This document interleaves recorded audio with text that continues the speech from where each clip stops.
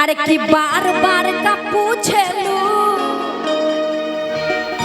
अरे हो गया बातचीत, अभी से फील हो रही है कि बाप रे हमारा आशीर्वाद मिल गया। हे भगवान, अरे टेंशन मत लीजिए, सब हो जाएगा।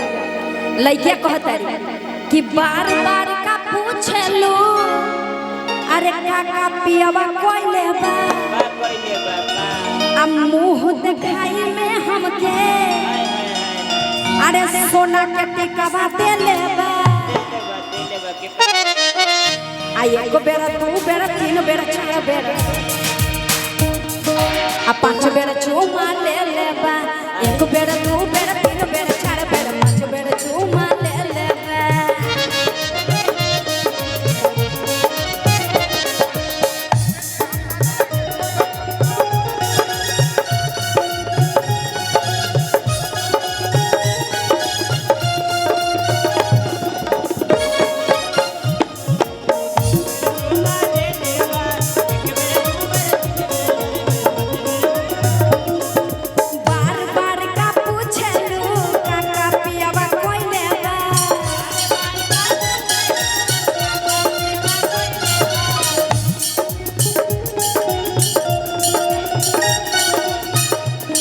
कोई दिक्कत नहीं होगा। यहाँ एक बेरा, दू बेरा, तीन बेरा, चार बेरा, बहुत इज्जत सम्मान मिलता है।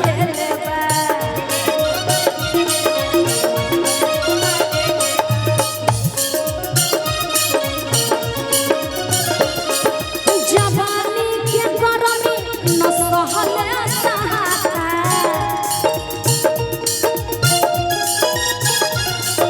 जवानी के गरमी न सहले सहाता। जाए दाए जा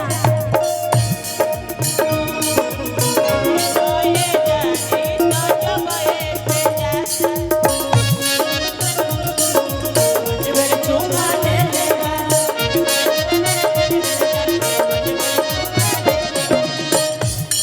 अरे पहले रहनी पातर हम अब देखा मोटैली।